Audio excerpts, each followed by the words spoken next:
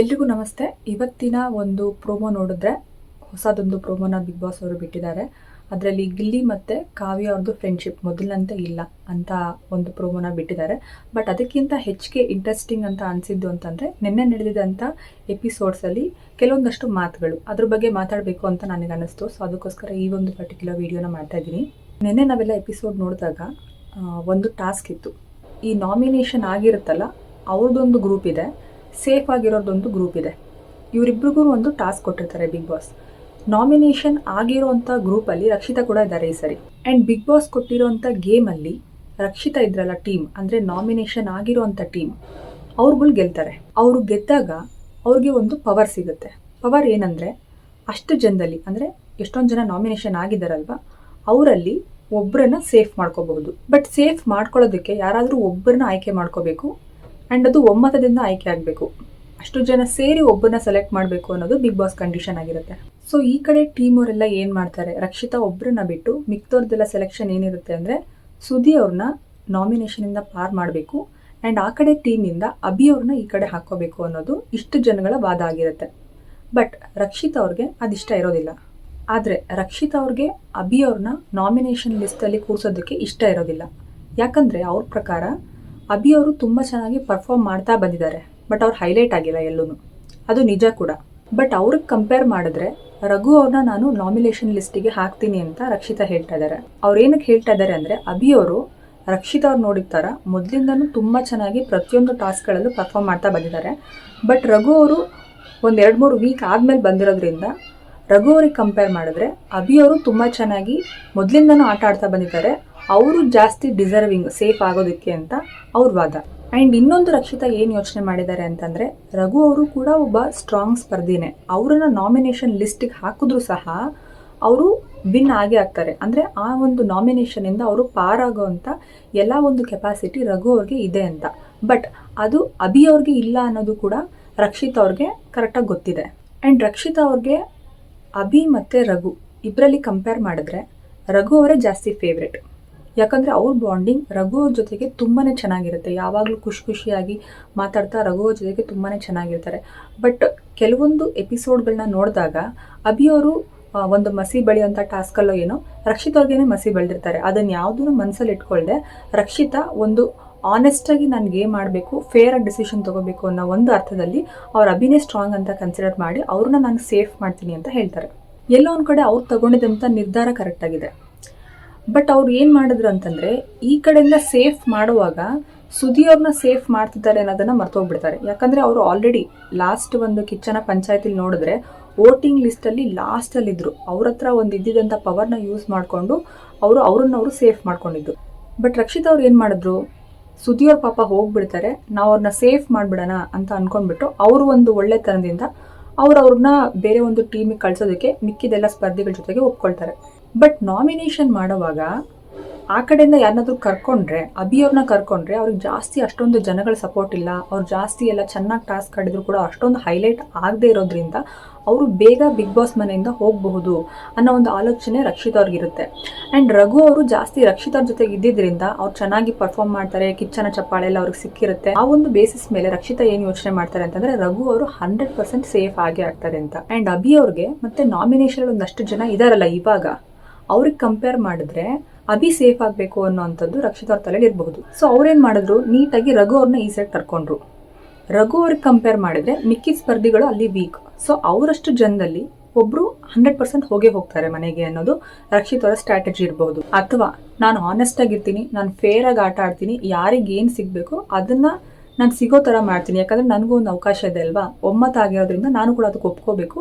ಹಾಗಾಗಿ ನನ್ನ ಆಟನ ನಾನು ಫೇರ್ ಆಗಿ ಆಡ್ತೀನಿ ಅನ್ನೋದು ಎರಡನೇ ಆಲೋಚನೆ ಕೂಡ ಆಗಿರಬಹುದು. ಅದೆಲ್ಲ ಕರೆಕ್ಟ್. ಅವ್ರದ್ದೇನು ಸ್ಟ್ಯಾಂಡ್ ಇತ್ತು ಅದನ್ನು ಅವ್ರು ಕರೆಕ್ಟಾಗಿ ತೊಗೊಂಡಿದ್ದಾರೆ. ಆ್ಯಂಡ್ ಅವ್ರದ್ದೇನು ವಾದ ಇತ್ತು ಅದ್ರ ಪ್ರಕಾರನೇ ಗೇಮ್ ನಡೆಯುತ್ತೆ. ರಕ್ಷಿತಾ ಅವ್ರ ಆಸೆ ಏನಿರುತ್ತೆ ಅದರ ಪ್ರಕಾರನೇ ನಡೀತು. ಸುದಿ ಅವರು ಈ ಕಡೆ ಟೀಮಿಂದ ಆ ಕಡೆ ಹೋಗ್ತಾರೆ. ಆ್ಯಂಡ್ ಆ ಕಡೆ ಟೀಮಿಂದ ರಘು ಅವ್ರನ್ನ ನಾಮಿನೇಟ್ ಮಾಡ್ತಾರೆ. ಎಲ್ಲರಿಗೂ ಒಪ್ಕೊತಾರೆ. ನೆಕ್ಸ್ಟ್ ಮತ್ತೆ ಬಿಗ್ ಬಾಸ್ ಅವರು ಇನ್ನೊಂದು ಟಾಸ್ಕ್ ಕೊಡ್ತಾರೆ, ಬ್ಯಾಲೆನ್ಸ್ ಮಾಡುವಂಥ ಒಂದು ಟಾಸ್ಕನ್ನು ಕೊಡ್ತಾರೆ. ಮತ್ತೆ ಅಗೇನ್ ರಕ್ಷಿತಾ ಅವ್ರ ಟೀಮೇ ಗೆಲ್ಲುತ್ತೆ. ಸೊ ಮತ್ತೆ ಅವ್ರಿಗೆ ಪವರ್ ಸಿಗುತ್ತೆ. ಈ ಕಡೆ ಟೀಮ್ ಅವ್ರಿಗೆ, ರಕ್ಷಿತಾ ಅವ್ರ ಟೀಮ್ ಅವ್ರಿಗೆ ಮತ್ತೆ ಪವರ್ ಸಿಗುತ್ತೆ. ಏನಂತಂದರೆ ಅವರು ಇಷ್ಟು ಜನದಲ್ಲಿ ಒಬ್ಬರನ್ನ ಸೇವ್ ಮಾಡ್ಕೋಬಹುದು, ಆ ಕಡೆಯಲ್ಲಿರೋರನ್ನ ಒಬ್ಬರನ್ನ ನಾಮಿನೇಟ್ ಮಾಡ್ಬೋದು ಅಂತ. ಸೊ ಆವಾಗ ಈ ಥರ ಎಲ್ಲ ಚರ್ಚೆ ನಡೀತಾ ಇರುತ್ತೆ, ಇದ್ರ ಬಗ್ಗೆ ಚರ್ಚೆ ನಡೀತಾ ಇರುವಾಗ ಧ್ರುವಂತ್ ಅವರು ಒಂದು ಮಾತನ್ನ ಹೇಳ್ತಾರೆ.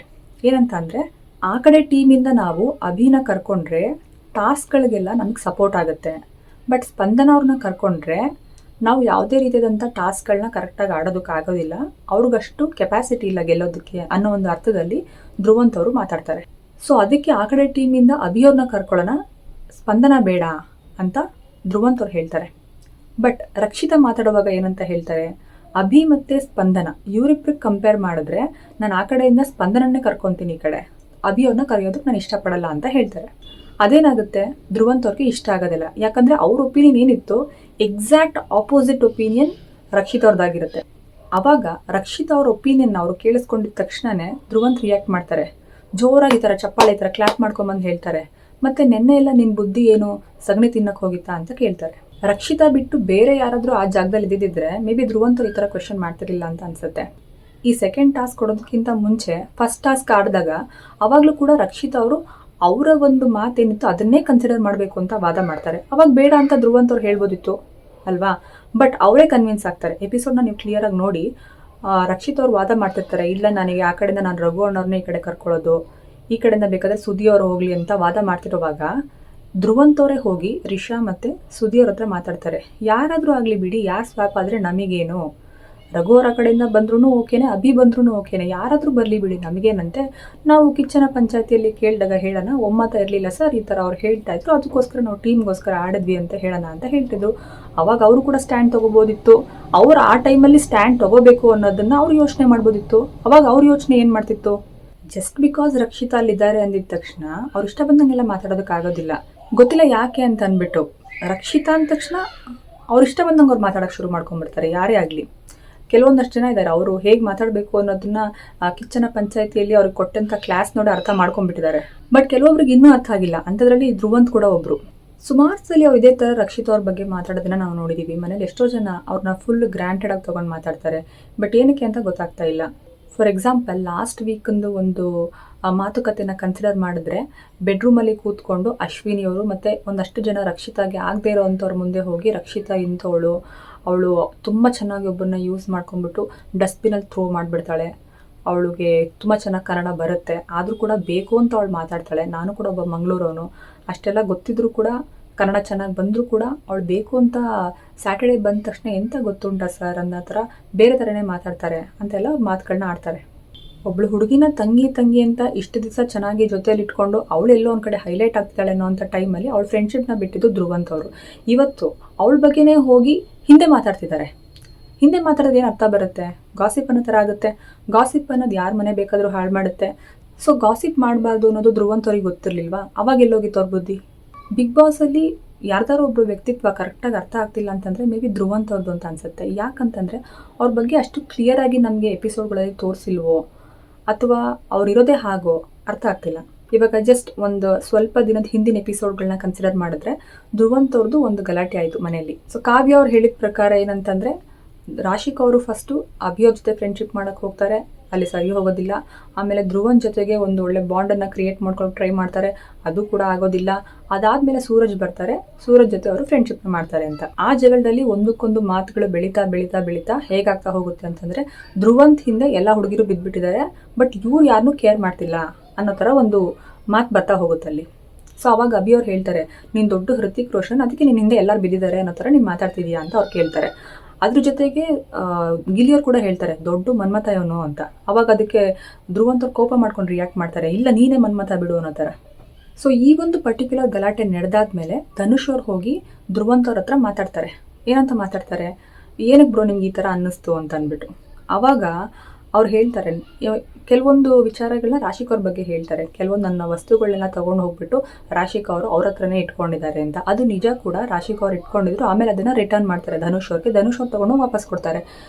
ಧ್ರುವಂತರಿಗೆ ಹೋಗಿ ಕೇಳ್ಬೋದಿತ್ತಲ್ವಾ, ಬಟ್ ಅವ್ರು ಕೇಳಿರೋದಿಲ್ಲ. ಅವ್ರ ವಸ್ತುನ ಅವ್ರು ವಾಪಸ್ ಈಸ್ಕೋಬೇಕು ಅನ್ನೋಷ್ಟು ಅವ್ರಿಗೆ ಬುದ್ಧಿ ಇಲ್ವಾ ಹಂಗಾದ್ರೆ? ಸೊ ಅವಾಗ ಎಲ್ಲೋಗಿತ್ತು ಅವ್ರ ಬುದ್ಧಿ?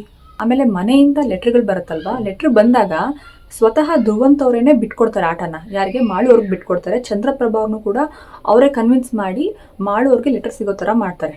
ಮಾಳು ಅವ್ರಿಗೆ ಲೆಟರ್ ಸಿಕ್ಕಾದ್ಮೇಲೆ ಜನಗಳ ಮುಂದೆ ಹೋಗಿ ಮಾತಾಡಿ ತನ್ನನ್ನು ತಾನು ಪ್ರೂವ್ ಮಾಡಿಕೊಂಡು ಬೇರೆಲ್ಲ ಕಂಟೆಸ್ಟೆಂಟ್ಗಳಿಗಿಂತ ನಾನು ಸ್ಟ್ರಾಂಗ್ ಆಗಿದ್ದೀನಿ, ನನಗೆ ಕ್ಯಾಪ್ಟನ್ಸಿಗೆ ಒಂದು ಅವಕಾಶ ಬೇಕು ಅಂತ ಜನಗಳನ್ನ ಕನ್ವಿನ್ಸ್ ಮಾಡಿ ಅವರು ಕ್ಯಾಪ್ಟನ್ ಆಗ್ತಾರೆ. ಅವರು ಕ್ಯಾಪ್ಟನ್ ಆಗಾದ್ಮೇಲೆ ಅವರಿಗೆ ಒಂದು ಅವಕಾಶ ಸಿಗುತ್ತೆ, ಮಿಕ್ಕದವ್ರನ್ನ ನಾಮಿನೇಟ್ ಮಾಡ್ಬೋದು ಅಂತ.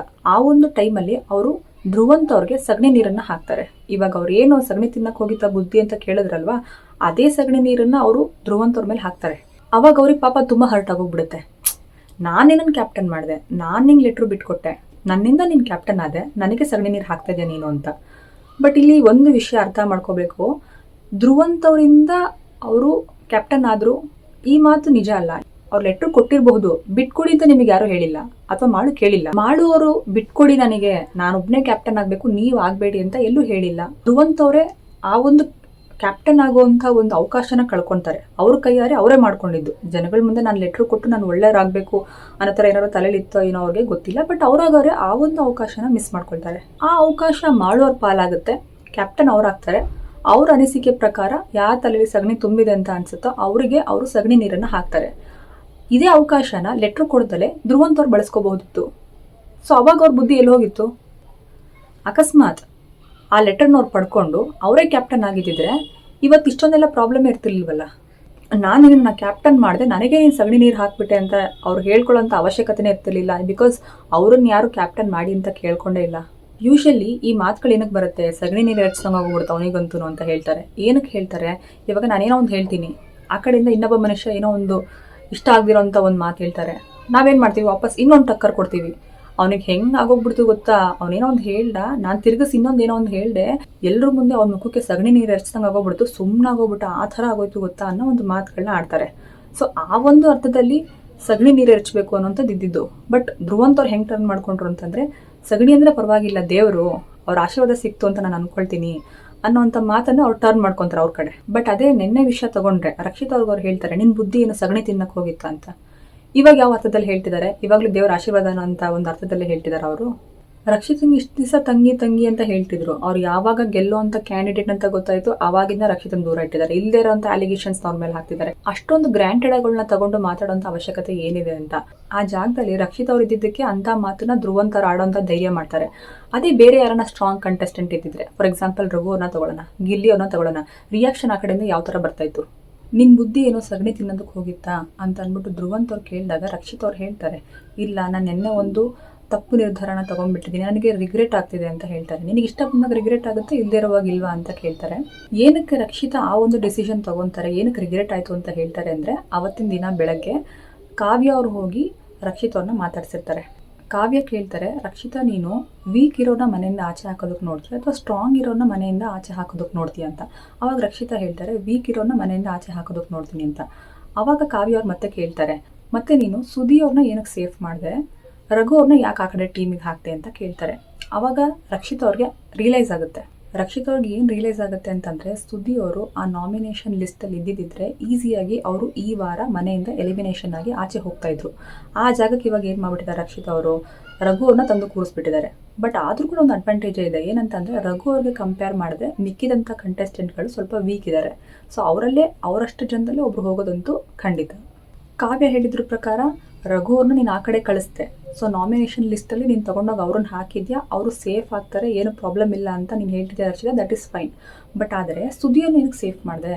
ನೀನಿಲ್ಲಿ ಬಂದಿರೋದು ಆಟ ಆಡೋದಕ್ಕೆ, ಯಾರನ್ನಾದ್ರೂ ಉಳಿಸ್ಕೊಂಡು ಕೂತ್ಕೊಳ್ಳೋದಕ್ಕಲ್ಲ, ಅವ್ರನ್ನ ಮನೆಯಿಂದ ಆಚೆ ಕಳಿಸ್ಬೇಕು ಅನ್ನೋದಕ್ಕೋಸ್ಕರನೇ ನೀನು ಬಂದಿರೋದು ಅಂತ ರಕ್ಷಿತ್ ಅವ್ರಿಗೆ ಕ್ಲಿಯರಾಗಿ ಅರ್ಥ ಮಾಡಿಸಿ ಅವ್ರು ಹೇಳ್ತಾರೆ. ಸೊ ಅವಾಗ ರಕ್ಷಿತಾ ಹೇಳ್ತಾರೆ, ಹೌದು ನನ್ನಿಂದ ಮಿಸ್ಟೇಕ್ ಆಗಿದೆ, ನಾನು ಅದನ್ನು ರಿಯಲೈಸ್ ಮಾಡ್ಕೊಂಡಿದ್ದೀನಿ, ಬಟ್ ಈ ಸರಿ ನಾನು ಅದನ್ನು ಕರೆಕ್ಟ್ ಮಾಡ್ಕೊತೀನಿ ಅಂತ ಹೇಳ್ಬಿಟ್ಟು ಸೆಕೆಂಡ್ ರೌಂಡಲ್ಲಿ ಟಾಸ್ಕ್ ಆದಾಗ ರಕ್ಷಿತಾ ಕರೆಕ್ಟ್ ಮಾಡ್ಕೊಳ್ಳೋದಕ್ಕೆ ಅವ್ರನ್ನವರು ಟ್ರೈ ಮಾಡ್ತಿದ್ದಾರೆ. ರಕ್ಷಿತ್ ಅವ್ರು ಇಷ್ಟ ಆಗೋದು ಅದಕ್ಕೋಸ್ಕರನೇ, ಅವ್ರು ತಪ್ಪೇ ತಗೊಳ್ಳಿ ಡಿಸಿಷನ್, ಸರಿನೇ ತಗೊಳ್ಳಿ, ಬಟ್ ಅವರಿಗೆ ತಪ್ಪು ಅಂತ ಅವ್ರ ಮನಸ್ಸಿಗೆ ಅನ್ನಿಸ್ದಾಗ ಅವ್ರು ಅದನ್ನು ಅಷ್ಟು ಜನಗಳ ಮುಂದೆ ಅಕ್ಸೆಪ್ಟ್ ಮಾಡ್ಕೊತಾರೆ. ಆ ಒಂದು ಕರೇಜ್ ಎಲ್ಲರಲ್ಲೂ ಇರೋದಿಲ್ಲ. ರಕ್ಷಿತಾ ಇವಾಗ ಆಲ್ರೆಡಿ ವಾದ ಮಾಡ್ತಿದ್ದಾರೆ, ಧ್ರುವಂತರು ಕೂಡ ಅದೇ ಥರ ವಾದ ಮಾಡಬೇಕೆ ಹೊರತು ಅವ್ರು ಯಾರೋ ನನಗೆ ತುಂಬ ಕ್ಲೋಸ್ ಇರೋ ಜೊತೆಗಿದ್ದಾರೆ, ನಮ್ಮ ಮನೆಯವ್ರು ಯಾರೋ ಇದ್ದಾರೆ, ನಾನು ಇಷ್ಟ ಬಂದ ನಾನು ಮಾತಾಡ್ಬಿಡ್ತೀನಿ ಅನ್ನೋ ಥರ ಅಲ್ಲ, ಆಗೋದಿಲ್ಲ. ಯಾಕಂದರೆ ರಕ್ಷಿತಾ ಒಬ್ಳು ಬೇರೆ ಮನೆ ಹುಡುಗಿ, ಧ್ರುವಂತ್ ಅವ್ರನ್ನ ನೋಡ್ಕೊಂಡಿಲ್ಲ, ಧ್ರುವಂತ್ ಅವ್ರನ್ನ ಸಾಕಿಲ್ಲ, ಅವ್ರು ಇಷ್ಟ ಬಂದಂಗೆ ಅವರು ರಕ್ಷಿತ್ ಅವ್ರನ್ನ ನಡೆಸ್ಕೊಳ್ಳೋದಕ್ಕೆ ಆಗೋದಿಲ್ಲ. ನಾಟ್ ಓನ್ಲಿ ರಕ್ಷಿತಾ, ಯಾರಿಗೂ ಆ ಥರ ಮಾಡಬಾರ್ದು.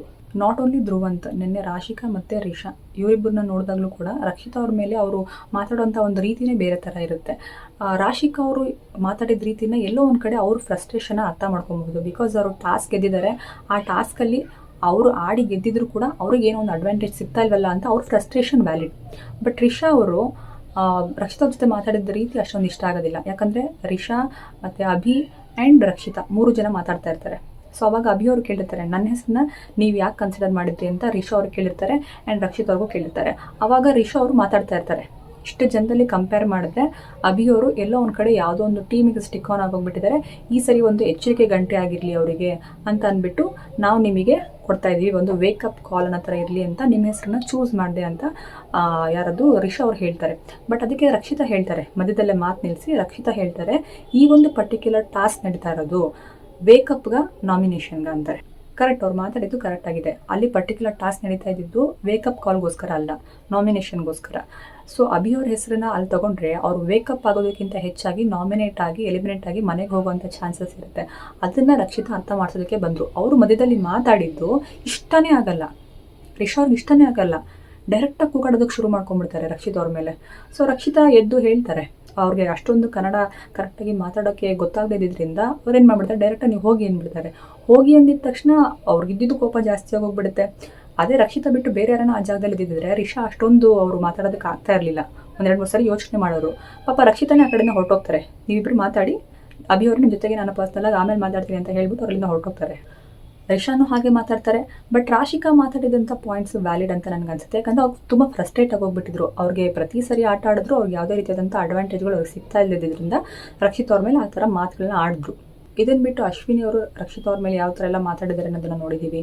ಆ್ಯಂಡ್ ಇವನ್ ಜಾನ್ವಿ ಅವ್ರು ಯಾವ ಥರ ಮಾತಾಡಿದ್ದಾರೆ, ಮೊದಲಿನ ವೀಕ್ಗಳಲ್ಲಿ ಅವ್ರು ಯಾವ ಥರ ರಕ್ಷಿತಾ ಅವ್ರ ಜೊತೆಗೆ ಅವ್ರದ್ದೊಂದು ಮಾತುಕತೆ ಇತ್ತು ಅಂತೆಲ್ಲ ನಾವು ತುಂಬ ಸರಿ ನೋಡಿದ್ದೀವಿ. ಬಟ್ ಲಾಸ್ಟ್ ವೀಕ್ ನಡೆದ ಕಿಚ್ಚನ ಪಂಚಾಯಿತಿಯಿಂದ ಅಶ್ವಿನಿ ಅವರು ಸ್ವಲ್ಪ ಅಫೆಕ್ಟ್ ಆಗಿದ್ದಾರೆ ಅಂತ ಅನಿಸುತ್ತೆ. ಇವಾಗ ಅವರು ರಕ್ಷಿತಾ ಅವ್ರ ಜೊತೆಗೆ ಒಂದು ಒಳ್ಳೆ ಬಾಂಡನ್ನು ಕ್ರಿಯೇಟ್ ಮಾಡ್ಕೊಳ್ಳೋದಕ್ಕೆ ಟ್ರೈ ಮಾಡ್ತಾ ಇರ್ಬೋದು, ಅಥವಾ ನಾಟಕ ಕೂಡ ಮಾಡ್ತಾ ಇರ್ಬೋದು. ಏನಿದೆ ಅವ್ರ ಥರಲ್ಲಿ ಗೊತ್ತಿಲ್ಲ. ಬಟ್ ಕಂಪ್ಯಾರಿಟಿವ್ಲಿ ಮೊದಲು ಕಂಪೇರ್ ಮಾಡಿದ್ರೆ ರಕ್ಷಿತಾ ಅವ್ರ ಜೊತೆಗೆ ಚೆನ್ನಾಗಿ ಮಾತಾಡ್ತಿದ್ದಾರೆ ಇವಾಗ. ಲಾಸ್ಟ್ ವೀಕಲ್ಲಿ ಧ್ರುವಂತ್ ಅವರು ಆ ಬೆಡ್ರೂಮ್ ಏರಿಯಾದಲ್ಲಿ ಕೂತ್ಕೊಂಡು ರಕ್ಷಿತಾ ಅವ್ರ ಬಗ್ಗೆ ಇಷ್ಟೊಂದೆಲ್ಲ ಗಾಸಿಪ್ಗಳಾಗುವಾಗ ಈ ಒಂದು ಪರ್ಟಿಕ್ಯುಲರ್ ಮಾತು ಕಿಚ್ಚನ ಪಂಚಾಯತಿಯಲ್ಲಿ ಲಾಸ್ಟ್ ವೀಕೆ ಡಿಸ್ಕಸ್ ಆಗುತ್ತೆ ಅಂತ ಅಂದ್ಕೊಂಡಿದ್ವಿ. ಬಟ್ ಲಾಸ್ಟ್ ವೀಕು ಕಂಪ್ಲೀಟ್ ಆಗಿ ಅಶ್ವಿನಿ ಅವ್ರ ಬಗ್ಗೆನೇ ಮಾತುಕತೆಗಳಾಯಿತು. ಆ್ಯಂಡ್ ತುಂಬ ಚೆನ್ನಾಗಿ ಕಿಚ್ಚನ ಪಂಚಾಯತಿನ ನಡೆಸ್ಕೊಟ್ರು ಅವರು. ನಾವು ಕರೆಕ್ಟಾಗಿ ಅಬ್ಸರ್ವ್ ಮಾಡಿದ್ರೆ ಯಾರಾದರೂ ಏನಾದರೂ ತಪ್ಪು ಮಾಡಿದ್ರೆ ಸುದೀಪ್ ಸರ್ ಇಮಿಡಿಯೇಟಾಗಿ ರಿಯಾಕ್ಟ್ ಮಾಡೋದಿಲ್ಲ. 1-2 ವಾರ ಟೈಮ್ ತೊಗೊತಾರೆ. 1-2 ವಾರ ಟೈಮ್ ತೊಗೊಂಡು ಯಾರು ಕರೆಕ್ಟು ಯಾರು ತಪ್ಪು ಅನ್ನೋದನ್ನು ಕರೆಕ್ಟಾಗಿ ಅನಲೈಸ್ ಮಾಡಿ ಥಿಂಕ್ ಮಾಡಿ ಆಮೇಲೆ ಆ ಒಂದು ಪರ್ಟಿಕ್ಯುಲರ್ ಸ್ಪರ್ಧೆ ಜೊತೆಗೆ ಮಾತಾಡ್ತಾರೆ. ಸೊ ಲಾಸ್ಟ್ ವೀಕ್ ನಾನು ಅನ್ಕೊಳ್ತಾ ಇದ್ದೆ, ಧ್ರುವಂತ್ ಅವ್ರಿಗೆ ಯಾಕೆ ಏನು ಹೇಳಲೇ ಇಲ್ವಲ್ಲ, ಅವ್ರು ಅಷ್ಟೊಂದೆಲ್ಲ ಮಾತುಗಳನ್ನ ಆಡಿದ್ರು ಅಂತ.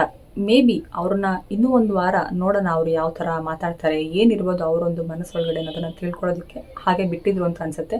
ಈ ವಾರ ಅಲ್ದಿದ್ರು ನೆಕ್ಸ್ಟ್ ವಾರಗಳಲ್ಲಾದರೂ ಅವ್ರ ಬಗ್ಗೆ ಮಾತಾಡೇ ಆಡ್ತಾರೆ. ಇದೇ ಥರ ಕಂಟಿನ್ಯೂ ಆದರೆ ಧ್ರುವಂತ್ ಅವ್ರು ಮಾತಾಡೋದು. ಬಿಕಾಸ್ ಧ್ರುವಂತ್ ಅವರ ಕ್ಯಾರೆಕ್ಟರೇ ಒಂಥರ ಅರ್ಥ ಆಗ್ತಿಲ್ಲ. ಬಿಕಾಸ್ ಅವ್ರನ್ನ ಜಾಸ್ತಿ ಬಿಗ್ ಬಾಸ್ ಎಪಿಸೋಡ್ಗಳಲ್ಲಿ ಅವ್ರ ಬಗ್ಗೆ ಜಾಸ್ತಿ ತೋರಿಸ್ತಾ ಇರೋದಕ್ಕೋ ಅಥವಾ ಅವರು ಕರೆಕ್ಟಾಗಿ ಇದ್ದು ನಾವೇ ಅವ್ರನ್ನ ತಪ್ಪಾಗಿ ಅರ್ಥ ಮಾಡ್ಕೊಂಡ್ಬಿಟ್ಟಿದೀವೋ ಒಂದು ಕರೆಕ್ಟಾಗಿ ಅರ್ಥ ಆಗ್ತಿಲ್ಲ. ಯಾಕಂದರೆ ಅವ್ರು ಹೇಳೋ ಪ್ರಕಾರ ಹುಡುಗಿರ ನನ್ನಿಂದ ಬಿದ್ದಿದ್ದಾರೆ ಅನ್ನೋ ಥರ ಕಾಣಿಸ್ತು ಲಾಸ್ಟ್ ವೀಕಲ್ಲಿ ಅವ್ರು ಮಾತಾಡಿದ ರೀತಿ ಎಲ್ಲ ನೋಡಿದ್ರೆ. ಆ್ಯಂಡ್ ನೋಡ್ತಾ ಇದ್ರೆ ಮನೆಯಲ್ಲಿ ಮಾಳು ಅಣ್ಣ ಮತ್ತು ಧ್ರುವಂತ್ ಅವರು ಸ್ವಲ್ಪ ಹೆಣ್ಮಕ್ಳಿಂದ ದೂರನೇ ಇರೋದನ್ನು ನಾವು ಅಬ್ಸರ್ವ್ ಮಾಡಿದ್ದೀವಿ. ರಕ್ಷಿತಾ ಸ್ವಲ್ಪ ಚಿಕ್ಕ ಹುಡುಗಿನ ಥರ ಕನ್ಸಿಡರ್ ಮಾಡಿ ಅವರಿಬ್ಬರು ಅವ್ರ ಜೊತೆ ಕ್ಲೋಸ್ ಆಗಿದ್ದಾರೆ, ರಕ್ಷಿತಾ ಅವ್ರ ಜೊತೆಗೆ ಕ್ಲೋಸ್ ಆಗಿದ್ದಾರೆ. ಮಾಳು ಅಣ್ಣ ಮೊನ್ನೆ ನಾಮಿನೇಷನ್ ಲಿಸ್ಟಲ್ಲಿ ರಕ್ಷಿತಾ ಅವ್ರನ್ನ ಹಾಕಿದಾಗ ಮಾಳು ಅಣ್ಣ ನನ್ನನ್ನು ಎಲ್ಲಿ ಕರೆದು ಕೂರಿಸ್ಬಿಟ್ಟಿದ್ದೀರಾ ಅಂತ ರಕ್ಷಿತಾ ಮಾತಾಡ್ತಿದ್ದಾಗ ಬಂಗಾರ ಕಣವ ನೀನು ಬಂಗಾರ ಅನ್ನೋಂಥ ಮಾತುಗಳನ್ನ ಆಡ್ತಾರೆ. ಸೊ ಅವ್ರು ಎಷ್ಟು ರಕ್ಷಿತಾ ಅವ್ರ ಜೊತೆ ಕ್ಲೋಸ್ ಆಗಿದ್ದಾರೆ ಅನ್ನೋದನ್ನು ಅಲ್ಲೇ ನೋಡಬಹುದು. ಆ್ಯಂಡ್ ಮಿಕ್ಕಿದ ಕಂಟೆಸ್ಟೆಂಟ್ಗಳಿಗೆ ರಾಶಿಕಾ ಆಗಿರಬಹುದು, ರಿಷಾ ಆಗಿರ್ಬೋದು, ಜಾನ್ವಿ ಆಗಿರಬಹುದು, ಆ ಥರ ಒಂದು ಸ್ವಲ್ಪ ಮಾಡರ್ನ್ ಆಗಿರೋ ಅಂಥ ಹೆಣ್ಮಕ್ಳುಗಳನ್ನ ನೋಡಿದ್ರೆ ಅಥವಾ ಅವರು ಮಾತಾಡೋವಂಥ ರೀತಿನ ಅವ್ರು ರೆಸ್ಪಾಂಡ್ ಮಾಡೋವಂಥ ರೀತಿ ಮೇ ಬಿ ಮಾಳು ಅಣ್ಣಂಗೆ ಇಷ್ಟ ಆಗದೆ ಸ್ವಲ್ಪ ಅವ್ರನ್ನ ದೂರ ಇಟ್ಟಿರಬಹುದು. ಅಥವಾ ಇವ್ರುಗಳೇ ಜಾಸ್ತಿ ಮಾಳು ಅಣ್ಣನ ಜಾಸ್ತಿ ಮಾತಾಡಿಸ್ತಾ ಇರಬಹುದು. ಅಥವಾ ಮಾಳು ಅಣ್ಣ ಬೆಳೆದು ಬಂದಿರೋ ರೀತಿ ಸ್ವಲ್ಪ ಬೇರೆ ಥರ ಇರಬಹುದು. ಅದರಿಂದ ಅವರು ಸ್ವಲ್ಪ ಅವ್ರನ್ನ ಡಿಸ್ಟೆನ್ಸ್ ಮೇಂಟೈನ್ ಮಾಡಿರಬಹುದು. ಧ್ರುವಂತ್ ಅವ್ರಿಗೆ ಸೀರಿಯಲ್ ಫೇಮ್ ಇದೆ ಆ್ಯಂಡ್ ಅವರು ಸೀರಿಯಲ್ ಬ್ಯಾಕ್ಗ್ರೌಂಡಿಂದಾನೇ ಬರೋದ್ರಿಂದ ಬೇರೆಯವ್ರ ಜೊತೆ ಈಸಿಯಾಗಿ ಕನೆಕ್ಟ್ ಆಗ್ಬೋದಿತ್ತು. ಬಟ್ ಅವರೆಲ್ಲೂ ಕನೆಕ್ಟ್ ಆಗಿದ್ದು ನೋಡಲೇ ಇಲ್ಲ. ಸ್ವಲ್ಪ ಒಂದು ಡಿಸ್ಟೆನ್ಸ್ನ ಅವ್ರು ಮೇಂಟೈನ್ ಮಾಡ್ತಾರೆ. ಸ್ಟಾರ್ಟಿಂಗಲ್ಲಿ ಸ್ಪಂದನ ಜೊತೆಗೆ ಒಂದು ಗಲಾಟೆ ಮಾಡ್ಕೊಳ್ತಾರೆ. ಅದಾದಮೇಲೆ ಅವರು ರಾಶಿಕಾ ಅವ್ರ ಬಗ್ಗೆ ಈ ಥರ ಒಂದು ಒಪಿನಿಯನ್ನ ಪಾಸ್ ಮಾಡಿರ್ತಾರೆ. ಅವರು ಫಸ್ಟು ಅಭಿಯವ್ರ ಜೊತೆಗೆ ಕನೆಕ್ಟ್ ಆಗೋಕ್ಕೆ ಟ್ರೈ ಮಾಡಿದ್ರು, ಆಮೇಲೆ ನನ್ನ ಜೊತೆ ಕನೆಕ್ಟ್ ಆಗೋದಕ್ಕೆ ಟ್ರೈ ಮಾಡಿದ್ರು. ಅದಾದಮೇಲೆ ಸೂರಜ್ ಸಿಕ್ಕಿದ್ರು, ಅವ್ರ ಜೊತೆಗೆ ಇವಾಗ ಫ್ರೆಂಡ್ಶಿಪ್ ಮಾಡ್ಕೊಂಡು ಸೆಟಲ್ ಆಗಿದ್ದಾರೆ ಅನ್ನೋ ಥರ ಒಂದು ಮಾತನ್ನು ಆಡ್ತಾರೆ. ಮಾಳು ಅಣ್ಣಂಗೆ ಕಂಪೇರ್ ಮಾಡಿದ್ರೆ ಧ್ರುವಂತ್ ಅವರು ಒಂದು ಸೀರಿಯಲ್ ಬ್ಯಾಕ್ಗ್ರೌಂಡಿಂದ ಬರ್ತಾರೆ. ಈಸಿಯಾಗಿ ಬೇರೆ ಜೊತೆಗೆ ಅವರು ಕನೆಕ್ಟ್ ಆಗ್ಬೋದಿರುತ್ತೆ. ಬಟ್ ಅವರು ಕನೆಕ್ಟ್ ಆಗೋದಕ್ಕೆ ಇಷ್ಟಪಡೋದಿಲ್ಲ, ಒಂದು ಡಿಸ್ಟೆನ್ಸ್ನ ಮೇಂಟೈನ್ ಮಾಡ್ಕೊಂಡಿರ್ತಾರೆ. That is fine. ಬಟ್ ಹಾಗಂತ ಅರ್ಥ ಅವರು ಅವ್ರ ಹಿಂದೆ ಬಿದ್ದುಬಿಟ್ಟಿದ್ದಾರೆ ಅಂತ ಅಲ್ಲ. ಮಿಕ್ತವ್ರು ಕಮ್ಯುನಿಕೇಟ್ ಮಾಡೋದಕ್ಕೆ ಟ್ರೈ ಮಾಡಿದಾಗ ಅವ್ರ ಹಿಂದೆ ಬಿದ್ದುಬಿಟ್ಟಿದ್ದಾರೆ ಅನ್ನೋ ಒಂದು ಅರ್ಥದಲ್ಲಿ ಮಾತಾಡ್ತಾರೆ. ನೀವು ನೋಡೋದಕ್ಕೆ ಸ್ವಲ್ಪ ಚೆನ್ನಾಗಿದ್ದೀರಾ ಅಂತಂದರೆ ಅರ್ಥ, ಯಾರಾದರೂ ನಿಮ್ಮನ್ನು ಬಂದು ಮಾತಾಡಿಸಿದ್ದಾರೆ ಅಂತಂದರೆ ಅವರು ನಿಮ್ಮನ್ನು ಒಂದು ಅಣ್ಣನ ಥರನೂ ನೋಡ್ತಿರ್ಬೋದು, ತಮ್ಮನ ಥರನೂ ನೋಡ್ತಿರ್ಬೋದು, ಅಥವಾ ನಿಮ್ಮ ಹತ್ರ ಒಂದು ಫ್ರೆಂಡ್ಶಿಪ್ ಮಾಡೋದಕ್ಕೆ ಕೂಡ ಬಂದಿರಬಹುದು, ಅಥವಾ ಒಂದು ಬೇಸಿಕ್ ಕಮ್ಯುನಿಕೇಷನ್. ಇವಾಗ ಇಷ್ಟು ಜನ ನಾವು ಬಿಗ್ ಬಾಸ್ ಮನೇಲಿ ಇದ್ದೀವಿ ಅಂತಂದರೆ ಎಲ್ಲರೂ ಒಬ್ಬರನ್ನೊಬ್ಬರನ್ನ ಪರಿಚಯ ಮಾಡ್ಕೊಳ್ಳೋದಕ್ಕೆ ಇಷ್ಟಪಟ್ಟೇ ಪಡ್ತಾರೆ. ಆ ಒಂದು ಹಂತದಲ್ಲಿ ರಾಶಿಕಾ ಅವ್ರನ್ನ ಬಂದು ಮಾತಾಡ್ಸಿರ್ಬಹುದು. ಅವರು ಕಾವ್ಯ ಅವರು ಬಂದು ಮಾತಾಡಿ ಹೋಗ್ತಾರಲ್ಲ ರಾಶಿಕಾ ಜೊತೆಗೆ, ಆವಾಗ ರಾಶಿಕಾ ಅವ್ರು ಹೋಗಿ ಧ್ರುವಂತ್ ಅವ್ರ ಹತ್ರ ಮಾತಾಡ್ತಿರ್ತಾರೆ. ಏನಂತ, ನಾನು ನಿಮ್ಮನ್ನು ಸ್ಟಾರ್ಟಿಂಗ್ ಬಂದಾಗ ಧ್ರುವಂತ್ ಬ್ರೋ ಅಂತ ಮಾತಾಡಿಸ್ತೀನಿ ಅಂತ ಹೇಳ್ತಾರೆ. ಅವಾಗ ಅವ್ರಿಗೆ ಸ್ವಲ್ಪ ಶಾಕ್ ಆದಂಗೆ ಆಗುತ್ತೆ ಧ್ರುವಂತ್ ಅವ್ರಿಗೆ. ಓಕೆ, ಅವ್ರ ಒಪಿನಿಯನ್ ಬೇರೆ ಥರ ಕೊಡ್ತಾ ಇದ್ದಾರಲ್ಲ ಅಂತ ಅಂದ್ಬಿಟ್ಟು. ಧ್ರುವಂತ್ ಬ್ರೋ ಅಂದಿದ್ದು ಅವ್ರ ಕಿವಿಗೆ ಕೇಳಿಸಿಲ್ಲ. ಧ್ರುವಂತ್ ಬ್ರೋ ಅಂದಿದ್ದು ಹೇಗೆ ಅವ್ರ ಹಿಂದೆ ಬೀಳೋ ಥರ ಆಗ್ಬಿಡ್ತಾರೆ. ಸುಮಾರು ಜನ ಪ್ರಪಂಚದಲ್ಲಿ ಚೆನ್ನಾಗಿರುವಂಥ ವ್ಯಕ್ತಿಗಳಿರ್ತಾರೆ ಆಯಿತಾ, ತುಂಬ ಬೆಳ್ಳಗಿರೋರಿರ್ತಾರೆ, ತುಂಬ ಹ್ಯಾಂಡ್ಸಮ್ ಆಗಿರ್ತಾರೆ, ತುಂಬ ಬ್ಯೂಟಿಫುಲ್ ಆಗಿರ್ತಾರೆ. ಸೊ ಹಾಗಂತ ಅವ್ರ ಹತ್ರ ಯಾರೇ ಹೋಗಿ ಮಾತಾಡ್ಸಿದ್ರು ಅರ್ಥ ಏನೋ ಅವ್ರ ಮೇಲೆ ಅವ್ರಿಗೆ ಲವ್ ಆಗೋಗ್ಬಿಟ್ಟಿದೆ ಅಂತನಾ, ಅಥವಾ ಅವರು ಹಿಂದೆ ಬಿದ್ದುಬಿಟ್ಟಿದ್ದಾರೆ ಅಂತ ಅರ್ಥನ? ಆ ಥರ ಆಗೋದಿಲ್ಲ ಅಲ್ವಾ. ಏನು ಒಪಿನಿಯನ್ ಇತ್ತು ಧ್ರುವಂತ್ ಅವ್ರಿಗೆ, ಅದನ್ನು ಅವ್ರು ಅವರಲ್ಲೇ ಇಟ್ಕೊಳ್ಳಿಲ್ಲ, ಅದನ್ನು ಆಚೆ ಕೂಡ ಹೇಳ್ತಾರೆ. ಈ ಥರ ನನಗೆ ರಾಶಿಕಾ ಬಂದು ಅಪ್ರೋಚ್ ಮಾಡಿದ್ರು, ನನ್ನ ಹತ್ರ ಮಾತಾಡೋದಕ್ಕೆ ಟ್ರೈ ಮಾಡಿದ್ರು, ಬಟ್ ನಾನು ಬೀಳಲಿಲ್ಲ ಅನ್ನೋಂಥ ಒಂದು ಅರ್ಥದಲ್ಲಿ ಅವ್ರ ಒಪಿನಿಯನ್ನ ಪಾಸ್ ಮಾಡ್ತಾರೆ. ಅದು ಬರೀ ಧ್ರುವಂತ್ ಅವರ ಒಪಿನಿಯನ್ ಅಷ್ಟೇ. ರಾಶಿಕಾ ನನ್ನ ಹಿಂದೆ ಇರಬಹುದು, ನನ್ನನ್ನು ಪರಿಚಯ ಮಾಡ್ಕೊಳ್ಳೋದಕ್ಕೆ ಅವ್ರು ಟ್ರೈ ಮಾಡಿರಬಹುದು, ಧ್ರುವಂತ್ ಅವರ ಅಸಂಪ್ಷನ್ ಕೂಡ ಆಗಿರಬಹುದು. ಅವರು ಒಂದು ಅಸಂಪ್ಷನನ್ನು ರೈಟ್ ಅಂತ ಪ್ರೂವ್ ಮಾಡೋಕ್ಕೆ ಹೋಗಿ ರಾಶಿಕಾ ಅವ್ರ ವ್ಯಕ್ತಿತ್ವ ಇಲ್ಲಿ ಏನಾಗುತ್ತೆ ಅನ್ನೋದ್ರ ಬಗ್ಗೆ ನಾವು ಯೋಚನೆ ಮಾಡಬೇಕಾಗುತ್ತೆ. ಧ್ರುವಂತ್ ಅವ್ರಿಗೆ ಗೊತ್ತೋ ಗೊತ್ತಿಲ್ಲದೇನೋ ಇವಾಗ ರಾಶಿಕಾ ಅವ್ರ ಬಗ್ಗೆ ಒಂದು ನೆಗೆಟಿವ್ ಒಪಿನಿಯನ್ನ ಕ್ರಿಯೇಟ್ ಮಾಡೋ ಥರ ಒಂದು ಸ್ಟೇಟ್ಮೆಂಟ್ನ ಅವ್ರು ಮಾಡಿದ್ರು. ಸೊ ಆ ಥರ ಬೇರೆಯವ್ರ ಬಗ್ಗೆ ಇಲ್ಲದೇ ಇರೋವಂಥ ಒಪಿನಿಯನ್ಗಳನ್ನ ಪಾಸ್ ಮಾಡ್ತಿರ್ತಾರಲ್ಲ, ಅವಾಗ ಅವ್ರ ಬುದ್ಧಿ ಎಲ್ಲೋಗಿರುತ್ತೆ ಅನ್ನೋದ್ರ ಬಗ್ಗೆ ನಾವು ಯೋಚನೆ ಮಾಡಬೇಕಾಗುತ್ತಲ್ವಾ. ಈ ಒಂದು ಪರ್ಟಿಕ್ಯುಲರ್ ಇನ್ಸಿಡೆಂಟ್ನ ಬಿಟ್ಟರೆ ನಿನ್ನೆ ನಾವು ರಾಶಿಕಾ ಮತ್ತು ರಿಷಾ ಅವ್ರ ಮಧ್ಯದಲ್ಲಿ ಒಂದು ಜಗಳ ನಡೆಯುತ್ತೆ. ಅದು ತುಂಬಾ ಒಂಥರ ವರ್ಸ್ಟ್ ಅಂತ ಅನ್ನಿಸ್ತು. ಯಾಕಂದರೆ ಅವ್ರು ಆಲ್ಮೋಸ್ಟ್ ನೀರು ಬರದೇ ಇದ್ದಾಗ ಬಿಗ್ನೆ ಹಿಡ್ಕೊಂಡು ಹೊಡೆದಾಡ್ತಾರಲ್ಲ, ಆ ಥರ ಇತ್ತು ಅನಿಸ್ತು ಜಗಳ. ಅವ್ರು ಕಂಪೇರ್ ಮಾಡಿದ್ರೆ ಅಶ್ವಿನಿ ಮತ್ತು ಜಾನ್ವಿನಿ ಎಷ್ಟು ಪರವಾಗಿಲ್ಲ, ಸ್ವಲ್ಪ ಕ್ಲಾಸಾಗಿ ಜಗಳ ಆಡ್ತಾರೆ ಅನ್ನೋ ಥರ ಅನ್ನಿಸ್ತು. ನನಗೆಲ್ಲೋ ಒಂದು ಕಡೆ ರಾಶಿಕಾ ಚೆನ್ನಾಗಿ ಆಟ ಆಡ್ತಾರೆ ಅಂತ ಅನಿಸುತ್ತೆ. ಆಟ ಆಡಿ ಅವ್ರಿಗೆ ಏನು ಸಿಗಬೇಕು ಅದು ಸಿಗದಿದ್ದಾಗ ಆ ಫ್ರಸ್ಟ್ರೇಷನ್ ಶುರುವಾಗಿ ಅವರು ಆ ಥರ ಕೂಗಾಡೋಕ್ಕೆ ಶುರು ಮಾಡ್ಕೊತಾರೆ. ಅದು ಯಾರೇ ಆದರೂ ನಾರ್ಮಲ್. ಧನುಷ್ ಅವರು ಕೂಡ ಬಂದು ಮಾತಾಡ್ತಾ ಇದ್ರು. ಅವಾಗ ಅವರು ಹೇಳಿದರು ಒಂದು ಮಾತು, ಏನು ರಾಶಿಕಾ ಅವ್ರ ಜಾಗದಲ್ಲಿ ನಾನಿದ್ದಿದ್ರೆ ನಾನು ಕೂಡ ಅದನ್ನೇ ಮಾಡ್ತಾಯಿದ್ದೆ, ನೆಕ್ಸ್ಟ್ ನಾನು ಆಟಕ್ಕೆ ಬರಲ್ಲ ಅಂತ ಹೇಳ್ತಾ ಇದ್ದೆ ಅಂತ ಧನುಷ್ ಅವ್ರು ಕೂಡ ಹೇಳ್ತಾ ಇದ್ರು. ಅವರ ಒಂದು ಆ್ಯಂಗರ್ ಫ್ರಸ್ಟ್ರೇಷನ್ ಒಪ್ಕೊಳ್ಳೋಂಥದ್ದೇ. ಬಟ್ ರಿಷಾ ಅವ್ರು ಏನಕ್ಕೆ ಅನ್ನೆಸೆಸರಿಯಾಗಿ ಹೋಗಿ ಇಲ್ಲೇ ಇರೋಂಥದ್ದನ್ನು ಮಾತಾಡ್ತಾರೆ. ಅವರು ಹಿಂದಿನ ದಿವಸ ಒಂದು ಜಗಳ ಆಗುತ್ತೆ ಮಲ್ಕೊಳ್ಳೋದಕ್ಕಿಂತ ಮುಂಚೆ ರಾಶಿಕಾ ಅವ್ರ ಜೊತೆಗೆ. ಆ ಒಂದು ಇನ್ಸಿಡೆಂಟ್ನೇ ಅವ್ರು ತಲೆ ಇಟ್ಕೊಂಡು ಬಂದ್ಬಿಟ್ಟು ರಾಶಿಕಾ ಅವರು ಸೇಫ್ ಆಗಬಾರ್ದು ಅನ್ನೋ ಒಂದು ಇಂಟೆನ್ಷನ್ ಅವ್ರು ಇಟ್ಕೊಂಡು ಬಂದು ಪದೇ ಪದೇ ಜಗಳ ಆಡ್ತಾ ಇದ್ರು. ಬಟ್ ಅದಷ್ಟೇನು ನೋಡೋದಕ್ಕೆ ಚೆನ್ನಾಗಿ ಕಾಣಲಿಲ್ಲ. ಲಾಸ್ಟ್ ವೀಕು ಗಿಲಿಯರ್ ಜೊತೆಗೆ ಅವ್ರು ಏನು ಜಗಳ ಆಡಿದ್ರಲ್ಲ ರಿಷಾ ಅವರು, ಅದಾದಮೇಲೆ ಕಿಚ್ಚ ಅವರು ಒಂದು ಪನಿಷ್ಮೆಂಟನ್ನು ಕೊಟ್ಟಿರ್ತಾರೆ. ಅದಷ್ಟು ಆದಮೇಲೆ ಅವರು ಕರೆಕ್ಟಾಗಿ ಅವರು ಕರೆಕ್ಟ್ ಮಾಡ್ಕೊಂಡು ಆಟನ ಮುಂದುವರಿಸುವಂಥ ಒಂದು ಅವಕಾಶ ಇದೆ. ಬಟ್ ಅದನ್ನು ಬಿಟ್ಟು ಅವ್ರು ಮತ್ತೆ ಅದೇ ಹಳೆ ಸ್ಟ್ರಾಟಜಿನೇ ಯೂಸ್ ಮಾಡಿಕೊಂಡು ಏನೋ ಒಂದು ಕ್ರಿಯೇಟ್ ಮಾಡಿಕೊಂಡು ಮತ್ತಿಂದಿನೋ ಒಂದು ಜಗಳಗಳನ್ನ ಮಾಡ್ತಾನೆ ಇದ್ದಾರೆ. ಆ್ಯಂಡ್ ಇವತ್ತಿಗೂ ಕೂಡ ಒಬ್ಬರನ್ನ ಕೆಳಗೆ ಹಾಕಿ ಮಾತಾಡೋದನ್ನ ರಿಷಾ ಅವ್ರು ಎಲ್ಲೋ ಒಂದು ಕಡೆ ಬಿಡ್ತಾ ಇಲ್ಲ ಅಂತ ಅನಿಸುತ್ತೆ. ರಕ್ಷಿತ್ ಅವ್ರ ಜೊತೆಗೆ ರಿಯಾಕ್ಟ್ ಮಾಡಿದ್ದಿರ್ಬೋದು, ರಾಶಿಕಾ ಅವ್ರ ಜೊತೆಗೆ ರಿಯಾಕ್ಟ್ ಮಾಡಿದ್ದಿರ್ಬೋದು. ಇದ್ರ ಜೊತೆಗೆ ಧ್ರುವಂತ್ ಅವರು ಕೂಡ ಇವಾಗ ಅವಾಗ ಈ ಥರ ಕಾಣಿಸ್ಕೊಂಡು ಈ ಥರ ಬೇಡದೇ ಇರೋಂಥ ಮಾತುಗಳನ್ನ ನಾಲ್ಗೆ ಕಂಟ್ರೋಲೇ ಇರೋದಿಲ್ಲ. ಠಕ್ ಅಂತ ಮೈಂಡಿಗೆ ಏನೋ ಒಂದು ಬಂದು ಪಟ್ ಅಂತ ಅದನ್ನ ನಾಲ್ಗೆಲ್ಲಿ ಏನೋ ಒಂದು ಹೇಳೇ ಬಿಡಬೇಕು. ಅದು ರಕ್ಷಿತ್ ಆಗಿದ್ದಕ್ಕೆ ಹೇಳಿದ್ದಾರೆ, ಬೇರೆಯವರಾಗಿದ್ದರೆ ಈ ಥರ ರಿಯಾಕ್ಟ್ ಮಾಡ್ತಿರ್ಲಿಲ್ಲ. ಬಟ್ ಪಾಪ ರಕ್ಷಿತ ಅದಕ್ಕೆ ಏನು ರಿಪ್ಲೈ ಮಾಡೋದಕ್ಕೆ ಹೋಗೋದಿಲ್ಲ, ಆ ಥರ ಅನ್ನಿಸ್ಕೊಂಡು ಸುಮ್ಮನೆ ಆಗ್ತಾರೆ. ಆ್ಯಂಡ್ ಅವರಲ್ಲಿ ಒಂದು ಅಬ್ಸರ್ವ್ ಮಾಡಿ ಕಲಿಬೇಕಾಗಿರುವಂಥ ಗುಣ ಏನಂತಂದರೆ, ಎಲ್ಲರೂ ಮುಂದೆ ಅವರ ಒಂದು ಮಿಸ್ಟೇಕನ್ನು ಆಕ್ಸೆಪ್ಟ್ ಮಾಡ್ಕೊತಾರೆ. ಅವ್ರ ಜಾಗದಲ್ಲಿ ಬೇರೆ ಯಾರನ್ನ ಇದ್ದಿದ್ದರೆ ನನ್ನ ಪ್ರಕಾರ ಯಾರು ಅವ್ರದ್ದನ್ನೇ ಸರಿ ಅಂತ ವಾದ ಮಾಡೋರೇ ಹೊರತು ಮಿಸ್ಟೇಕ್ ಅದು ಅಂತ ರಿಗ್ರೆಟ್ ಮಾಡ್ತಿರ್ಲಿಲ್ಲ. ಅವರು ಕೂಡ ಒಂದು ನ್ಯಾಷನಲ್ ಟೆಲಿವಿಷನಲ್ಲಿ ಅಷ್ಟು ಲಕ್ಷಾಂತರ ಜನಗಳ ಮುಂದೆ ಅವ್ರ ಮಿಸ್ಟೇಕನ್ನು ಅವ್ರು ಒಪ್ಕೊಂಡಿದ್ದಾರೆ ರಕ್ಷಿತಾ. ಅದು ಆ್ಯಕ್ಚುಲಿ ಅವಳು ಚಿಕ್ಕ ಹುಡುಗಿ ಆಗಿದ್ರೂ ಕೂಡ ಅದ್ರ ಬಗ್ಗೆ ಕೇರ್ ಮಾಡಿದೆ ಅವ್ರು ಒಪ್ಕೊಂಡಿದ್ದು ಒಂದು ಕರೇಜನ್ನ ತೋರಿಸುತ್ತೆ. ರಕ್ಷಿತ್ ಅವ್ರಿಗೆ ಕರೆಕ್ಟಾಗಿ ಗೇಮೇ ಅರ್ಥ ಆಗಲ್ಲ, ಹಂಗೆ ಹಿಂಗೆ ಅಂತೆಲ್ಲ ಸುಮಾರು ಮಾತುಗಳನ್ನ ಕೇಳಿದ್ದೀವಿ. ಬಟ್ ಅವ್ರು ಡಿಸಿಷನ್ ತೊಗೊಳಕ್ಕೆ ಬಂದಾಗ ಕರೆಕ್ಟ್ ಡಿಸಿಷನ್ನೇ ತೊಗೊಂಡಿದ್ದಾರೆ. ಆ್ಯಂಡ್ ಅವರು ಮಾತಾಡುವಾಗ ಕೇಳ್ತಾರೆ, ಇದು ಮೆಜಾರಿಟಿ ಇರೋವಂಥದ್ದನ್ನು ಕನ್ಸಿಡರ್ ಮಾಡಬೇಕಾ ಅಥವಾ ಒಮ್ಮತ ಕನ್ಸಿಡರ್ ಮಾಡಬೇಕಾ ಅಂತ ಅಂದ್ಬಿಟ್ಟು ರಕ್ಷಿತಾ ಕೇಳ್ತಾರೆ. ಆವಾಗ ರಿಷಾ ಹೇಳ್ತಾರೆ, ಇಲ್ಲ ಒಮ್ಮತ ಕನ್ಸಿಡರ್ ಆಗುತ್ತೆ, ಮೆಜಾರಿಟಿ ಅಲ್ಲ ಅಂತ ಹೇಳ್ತಾರೆ. ಸೊ ಒಮ್ಮತ ಆಗಿರೋದ್ರಿಂದ ನಾನು ಇದನ್ನು ಒಪ್ಕೊಳ್ಳಲ್ಲ ಅಂತ ಹೇಳ್ತಾರೆ. ಅಲ್ಲಿಗೇನು ಒಮ್ಮತ ಅನ್ನೋದು ಅವ್ರಿಗೆ ಕರೆಕ್ಟಾಗಿ ಅರ್ಥ ಆಗಿದೆ, ಅಲ್ಲಿಗೆ ಟಾಸ್ಕ್ ಕರೆಕ್ಟಾಗಿ ಅರ್ಥ ಆಗಿದೆ. ಮಿಕ್ತವ್ರಿಗೆ ಕಂಪೇರ್ ಮಾಡಿದ್ರೆ ಅವರೇ ಕರೆಕ್ಟಾಗಿ ಟಾಸ್ಕನ್ನು ಅರ್ಥ ಮಾಡ್ಕೊಂಡಿದ್ದಾರೆ ಅಂತ ಅನ್ನೋದು ಇದರಲ್ಲೇ ಗೊತ್ತಾಗ್ತಿದೆ. ಸೊ ರಕ್ಷಿತನ ಗೇಮ್ ಅರ್ಥ ಆಗಿಲ್ಲ ಅನ್ನೋ ಅಂತ ಹೇಳೋಂಥ ಅವಶ್ಯಕತೆನೇ ಇಲ್ಲ. ರಾಂಗ್ ಆಗಿ ರಕ್ಷಿತಾ ಎಲ್ಲೂ ರಿಯಾಕ್ಟ್ ಮಾಡಿಲ್ಲ ಅಂತ ನನಗನ್ನಿಸ್ತು. ನಿನ್ನೆ ಒಂದು ಎಪಿಸೋಡ್ ನೋಡಿದಾಗ ಒಂದಷ್ಟು ಜನ ಆ ನಾಮಿನೇಷನ್ನಲ್ಲಿ ಇದ್ದವರು ಅವರೆಲ್ಲ ಒಂದು ಡಿಸಿಷನ್ ತೊಗೊಂಡ್ರೆ ರಕ್ಷಿತಾಗೆ ಒಂದು ಸಪ್ರೇಟ್ ಡಿಸಿಷನ್ ಆಗಿರುತ್ತೆ. ಅದನ್ನೇ ನಾನು ಏನು ಹೇಳಿದ್ದೀನೋ ಅದೇ ಕರೆಕ್ಟ್, ಅದೇ ನಡಿಬೇಕು ಅಂತ ಅವರು ಒಂದು ಸ್ಟ್ಯಾಂಡನ್ನು ತೊಗೊಳ್ತಾರೆ. ಅದ್ರ ಹಿಂದೆ ಒಂದು ಸ್ಟ್ರಾಟಜಿ ಕೂಡ ಇರುತ್ತೆ. ಒಂದು ಫೇರಾಗಿ ಆಟ ಆಡಿದ್ರು ಅನ್ನೋದು ಅವ್ರ ಪಾಯಿಂಟ್ ಆಗಿದೆ. ಬಟ್ ಅದ್ರ ಹಿಂದೆ ಒಂದು ಸ್ಟ್ರಾಟಜಿ ಕೂಡ ಇರಬಹುದು. ನನಗೆ ಯಾರು ಬೇಕು, ನನಗೆ ಯಾರು ಬೇಡ, ಅಂಥವ್ರನ್ನ ನಾನು ಮನೇಲಿ ಇಟ್ಕೊತೀನಿ, ಮಿಕ್ತವ್ರನ್ನ ಕಳಿಸ್ತೀನಿ ಅನ್ನೋ ಅಂತ ಒಂದು ಕ್ಲೆವರ್ ಆಟನ ರಕ್ಷಿತಾ ಆಡಿದ್ದಾರೆ. ಬಟ್ ಅದರಲ್ಲಿ ಯಾವ ತಪ್ಪು ಇಲ್ಲ.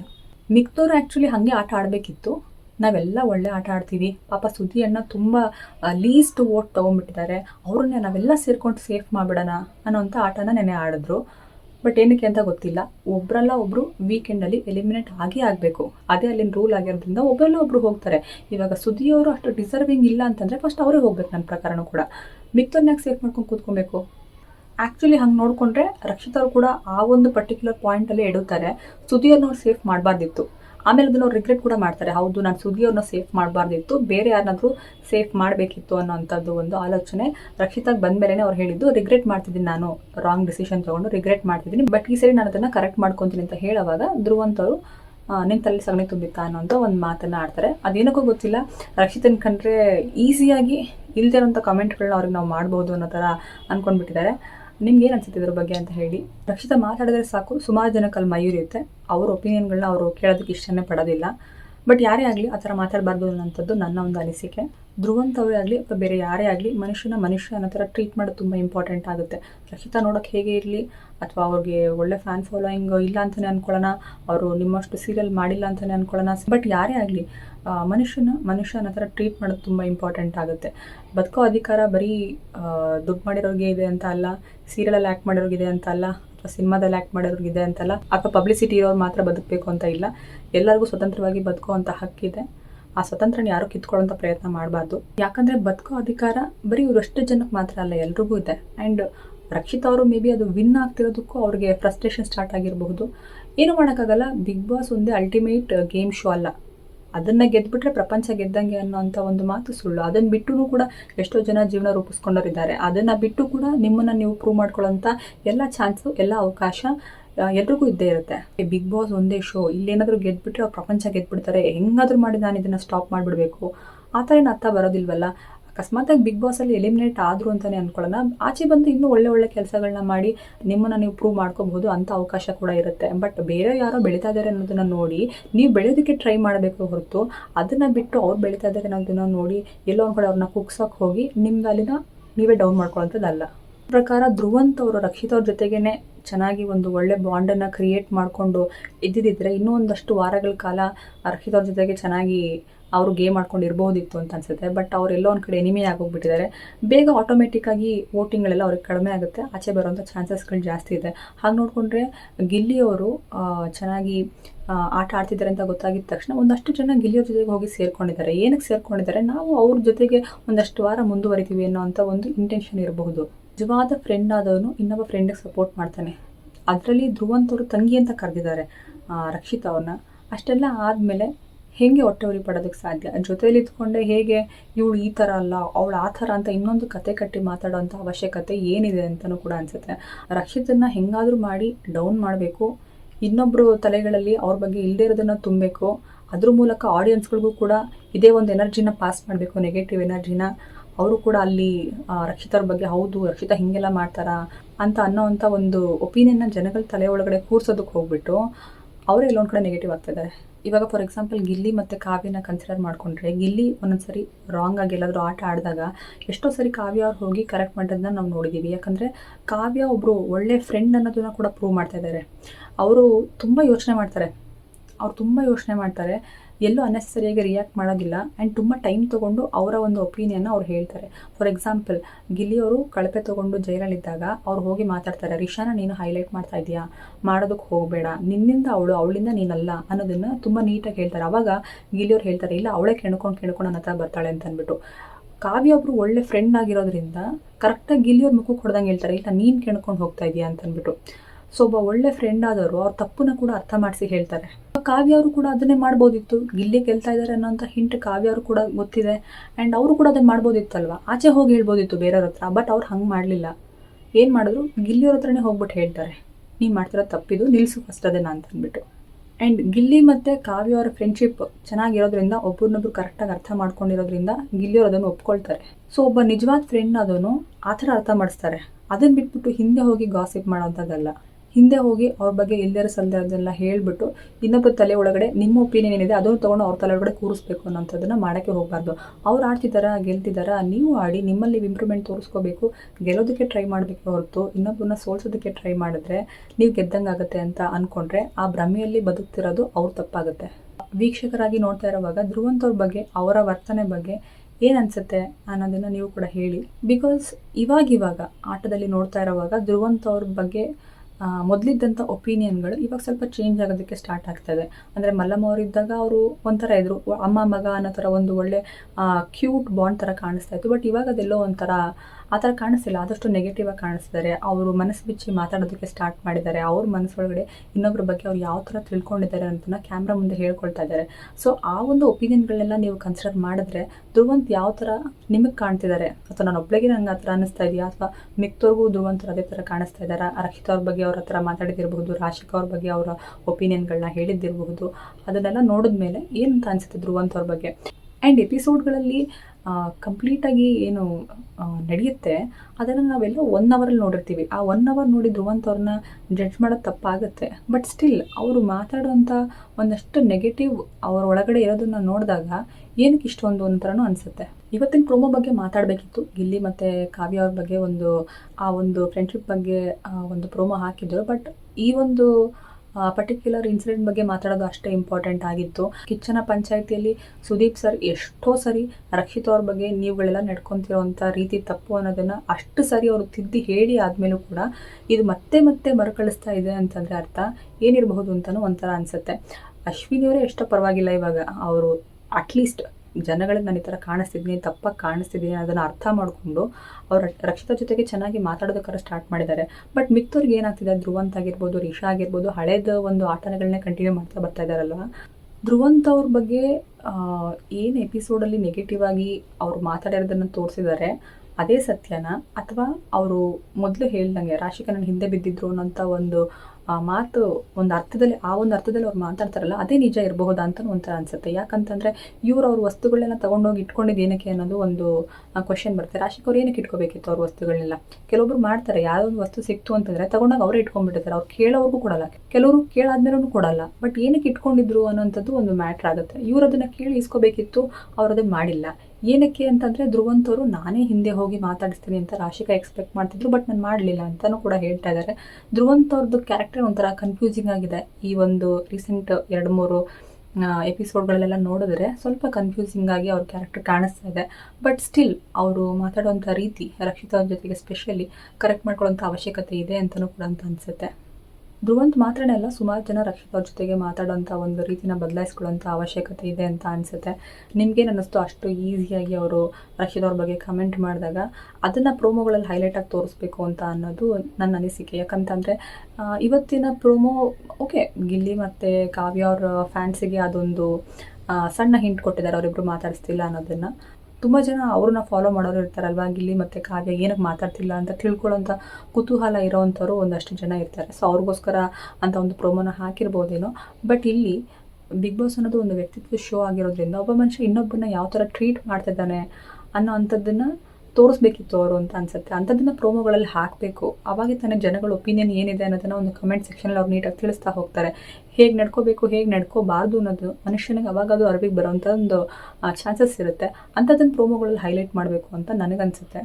ಜನನೇ ತಿಳಿಸ್ಕೊಡೋದು ಈ ಥರ ಇರಬೇಕು, ಈ ಥರ ಇರಬಾರ್ದು ಅನ್ನೋಂಥದ್ದು, ಯಾವ್ದು ಸರಿ ಯಾವ್ದು ತಪ್ಪು ಅನ್ನೋದು ಸುಮಾರು ಜನಕ್ಕೆ ಕ್ಲಾರಿಟಿ ಸಿಕ್ಕಂಗಾಗುತ್ತೆ. ಸೊ ಇಂಥದ್ದನ್ನು ಹೈಲೈಟ್ ಮಾಡಬೇಕು ಕೆಲವೊಂದು ಸರಿ. ಧ್ರುವಂತ್ ಅವರು ಯಾಕೆ ಈ ಥರ ಎಲ್ಲ ಮಾತಾಡ್ತಿದ್ದಾರೆ, ಅವ್ರ ಬಗ್ಗೆ ಇನ್ನೊಂದಷ್ಟು ತಿಳ್ಕೊಬೇಕು ಅಂತ ಅನಿಸುತ್ತೆ. ಒಂದೇ ಸರಿಗೆ ಅವರು ಹೀಗೆ ಅನ್ನೋವಂಥ ಒಂದು ಜಡ್ಜ್ಮೆಂಟಿಗೆ ಬರೋದು ಬೇಡ. ಬಟ್ ಇನ್ನೊಂದಷ್ಟು ದಿವಸ ಅವ್ರನ್ನ ನೋಡೋಣ ಅಂತಲೂ ಅನಿಸುತ್ತೆ. ಬಟ್ ಈ ಒಂದು ಮಾತು ಅವ್ರು ಏನು ರಕ್ಷಿತಾ ಅವ್ರಿಗೆ ಹೇಳಿದ್ದಾರೆ ಅದು ಮಿಸ್ ಆಗಬಾರ್ದು ಅನ್ನೋದಕ್ಕೋಸ್ಕರ ಈ ಒಂದು ಪರ್ಟಿಕ್ಯುಲರ್ ವೀಡಿಯೋನ ಮಾಡಿದೆ. ಆ್ಯಂಡ್ ಒಂದಷ್ಟು ಅಲಿಗೇಷನ್ಸ್ನ ಮಾಡೋದು, ಅದ್ರ ಬಗ್ಗೆ ಕಿಚ್ಚನ ಪಂಚಾಯತಿಲಿ ಡಿಸ್ಕಷನ್ ಆಗಲಿಲ್ಲ. ರಾಶಿಕಾ ಅವ್ರ ಬಗ್ಗೆ ಅವ್ರು ಮಾತಾಡಿರೋದಿರ್ಬೋದು, ಅಥವಾ ರಕ್ಷಿತಾ ಅವ್ರ ಬಗ್ಗೆ ಅವರು ಬೆಡ್ರೂಮ್ ಏರಿಯಾದಲ್ಲಿ ಹೋಗಿ ಮಿಕ್ಕಿದೆಲ್ಲ ಸ್ಪರ್ಧಿಗಳ ಜೊತೆಗೆ ಅವ್ರ ಬಗ್ಗೆ ಕೆಲವೊಂದಷ್ಟು ಅಲಿಗೇಷನ್ಸ್ನ ಮಾಡಿದ್ರಲ್ಲ, ಅದೆಲ್ಲೂ ಮಿಸ್ ಆಗಬಾರ್ದು ಅನ್ನೋದಕ್ಕೋಸ್ಕರ ಹೇಳಿದ್ದು ಅಷ್ಟೇ.